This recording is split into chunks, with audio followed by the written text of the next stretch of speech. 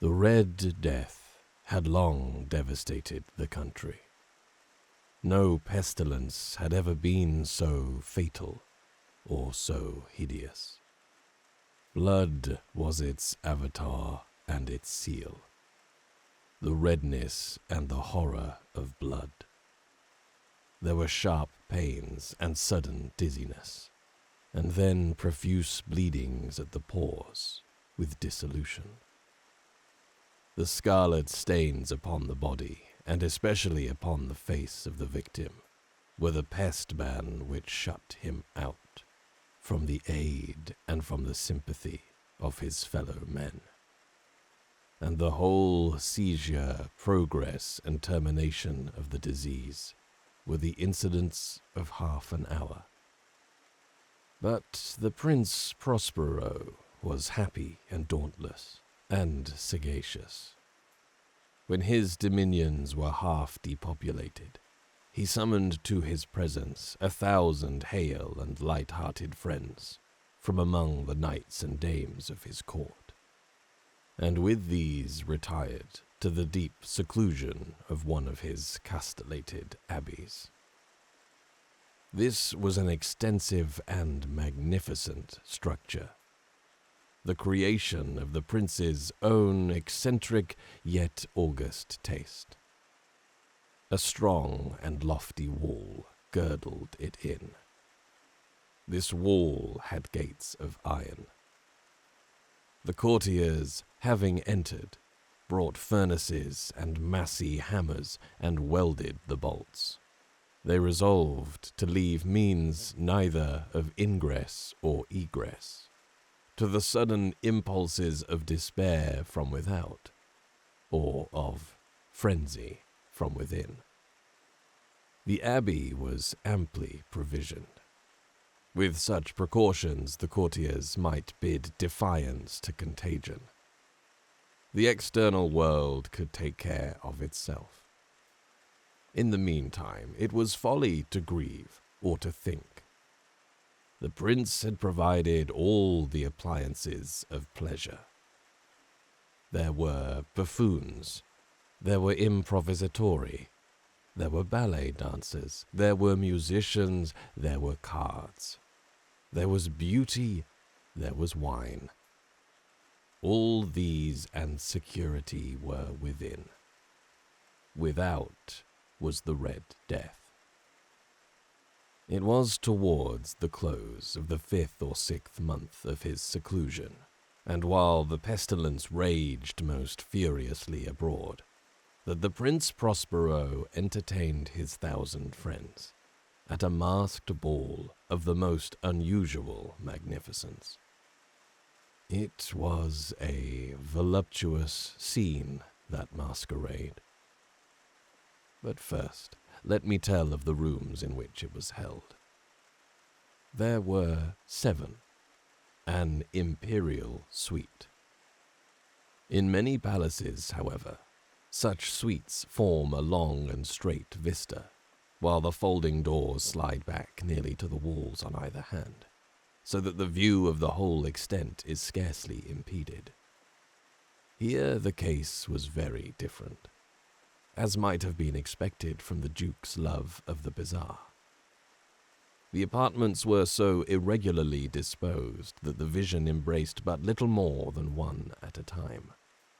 There was a sharp turn at every 20 or 30 yards, and at each turn a novel effect. To the right and left, in the middle of each wall, a tall and narrow Gothic window looked out upon a closed corridor which pursued the windings of the suite. These windows were of stained glass, whose color varied in accordance with the prevailing hue of the decorations of the chamber into which it opened. That at the eastern extremity was hung, for example, in blue, and vividly blue were its windows. The second chamber was purple in its ornaments and tapestries, and here the panes were purple.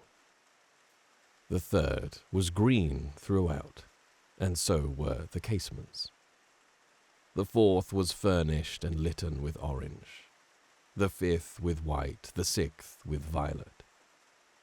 The 7th apartment was closely shrouded in black velvet tapestries that hung all over the ceiling and down the walls, falling in heavy folds upon a carpet of the same material and hue.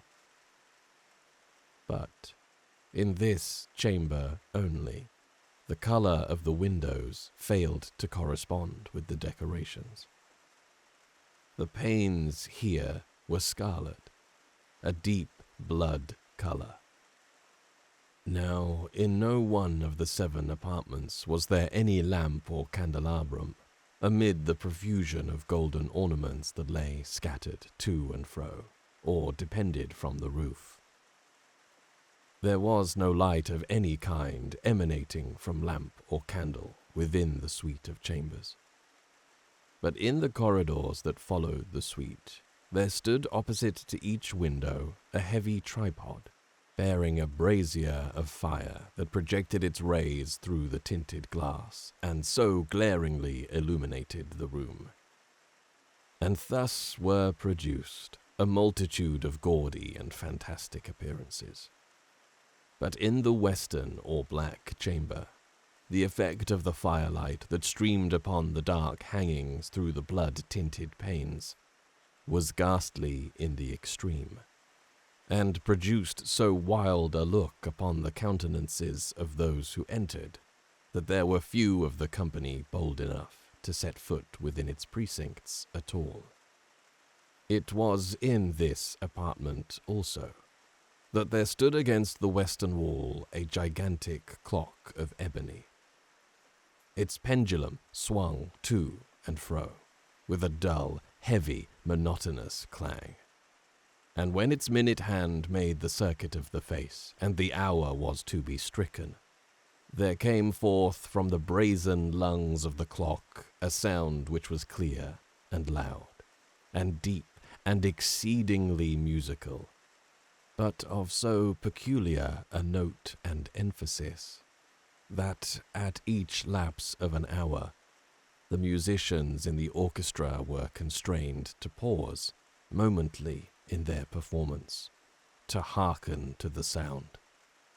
And thus the waltzers perforce ceased their evolutions, and there was a brief disconcert of the whole gay company. And while the chimes of the clock yet rang, it was observed that the giddiest grew pale, and that the more aged and sedate passed their hands over their brows as if in confused reverie or meditation. But when the echoes had fully ceased, a light laughter at once pervaded the assembly. The musicians looked at each other and smiled as if at their own nervousness and folly, and made whispering vows, each to the other, that the next chiming of the clock should produce in them no similar emotion. And then, after the lapse of 60 minutes, which embrace 3,600 seconds of the time that flies, there came yet another chiming of the clock, and then were the same disconcert and tremulousness and meditation as before. But, in spite of these things, it was a gay and magnificent revel. The tastes of the Duke were peculiar. He had a fine eye for colors and effects. He disregarded the decora of mere fashion. His plans were bold and fiery, and his conceptions glowed with barbaric luster. There are some who would have thought him mad. His followers felt that he was not. It was necessary to hear and see and touch him to be sure that he was not. He had directed, in great part, the movable embellishments of the 7 chambers, upon occasion of this great fete, and it was his own guiding taste which had given character to the costumes of the masqueraders. Be sure they were grotesque. There were much glare and glitter and piquancy and phantasm, much of what has been since seen in Hernani. There were arabesque figures with unsuited limbs and appointments. There were delirious fancies such as the madman fashions. There was much of the beautiful, much of the wanton, much of the bizarre. Something of the terrible, and not a little of that which might have excited disgust. To and fro in the 7 chambers there stalked, in fact, a multitude of dreams. And these, the dreams, writhed in and about, taking hue from the rooms and causing the wild music of the orchestra to seem as the echo of their steps. And anon, there strikes the ebony clock, which stands in the hall of the velvet. And then, momently, all is still, and all is silent save the voice of the clock. The dreams are stiff, frozen as they stand. But the echoes of the chime die away. They have endured but an instant, and a light, half-subdued laughter floats after them as they depart. And now again the music swells, and the dreams live, and writhe to and fro more merrily than ever, taking hue from the many tinted windows through which stream the rays from the tripods. But to the chamber which lies most westwardly of the 7, there are now none of the maskers who venture.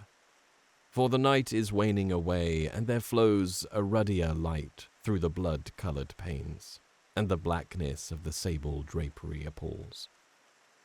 And to him whose foot falls upon the sable carpet, there comes from the near clock of ebony a muffled peal more solemnly emphatic than any which reaches their ears, who indulge in the more remote gaieties of the other apartments.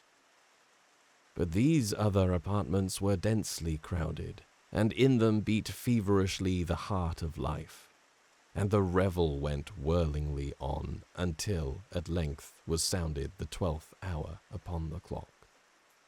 And the music ceased, as I have told, and the evolutions of the waltzers were quieted, and there was an uneasy cessation of all things as before.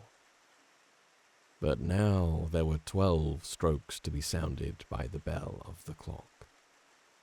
And thus it happened, perhaps, that more of thought crept with more of time into the mediations of the thoughtful among those who revelled. And thus again it happened, perhaps, that before the last echoes of the last chime had utterly sunk into silence, there were many individuals in the crowd who had found leisure to become aware of the presence of a masked figure which had arrested the attention of no single individual before. And the rumor of this new presence, having spread itself whisperingly around, there arose at length from the whole company a buzz or murmur, expressive at first of disapprobation and surprise, then, finally, of terror, of horror, and of disgust. In an assembly of phantasms such as I have painted, it may well be supposed that no ordinary appearance could have excited such sensation. In truth, the masquerade license of the night was nearly unlimited. But the figure in question had out-Heroded Herod, and gone beyond the bounds of even the prince's indefinite decorum. There are chords in the hearts of the most reckless which cannot be touched without emotion. Even with the utterly lost, to whom life and death are equally jests, there are matters of which no jest can be properly made. The whole company, indeed, seemed now deeply to feel that in the costume and bearing of the stranger neither wit nor propriety existed. The figure was tall and gaunt, and shrouded from head to foot in the habiliments of the grave.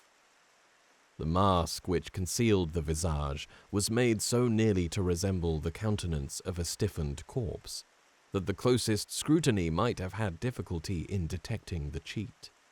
And yet all this might have been endured, if not approved, by the mad revelers around. But the mummer had gone so far as to assume the type of the Red Death. His vesture was dabbled in blood, and his broad brow, with all the features of the face, was besprinkled with the scarlet horror. When the eyes of the Prince Prospero fell upon this spectral image, which, with a slow and solemn movement, as if more fully to sustain its role, stalked to and fro among the waltzers, he was seen to be convulsed. In the first moment, with a strong shudder, either of terror or distaste, but in the next, his brow reddened with rage. "Who dares?" he demanded hoarsely of the group that stood around him. "Who dares thus to make mockery of our woes? Uncase the varlet, that we may know whom we have to hang tomorrow at sunrise from the battlements. Will no one stir at my bidding? Stop him and strip him, I say, of those reddened vestures of sacrilege." It was in the eastern or blue chamber, in which stood the Prince Prospero as he uttered these words. They rang throughout the 7 rooms loudly and clearly, for the prince was a bold and robust man, and the music had become hushed at the waving of his hand. It was in the blue room where stood the prince, with a group of pale courtiers by his side. At first, as he spoke, there was a slight rushing movement of this group in the direction of the intruder, who at the moment was also near at hand, and now, with deliberate and stately step, made closer approach to the speaker. But from a certain nameless awe with which the mad assumptions of the mummer had inspired the whole party, there were found none who put forth hand to seize him, so that, unimpeded, he passed within a yard of the prince's person. And while the vast assembly, as if with one impulse, shrank from the centers of the rooms to the walls, he made his way uninterruptedly, but with the same solemn and measured step which had distinguished him from the first, through the blue chamber to the purple, through the purple to the green, through the green to the orange, through this again to the white, and even thence to the violet, ere a decided movement had been made to arrest him. It was then, however, that the Prince Prospero, maddening with rage and the shame of his own momentary cowardice, rushed hurriedly through the 6 chambers, while none followed him on account of a deadly terror that had seized upon all. He bore aloft a drawn dagger, and had approached in rapid impetuosity to within 3 or 4 feet of the retreating figure, when the latter, having attained the extremity of the velvet apartment, turned suddenly round and confronted his pursuer. There was a sharp cry, and the dagger dropped gleaming upon the sable carpet, upon which instantly afterwards fell prostrate in death the Prince Prospero.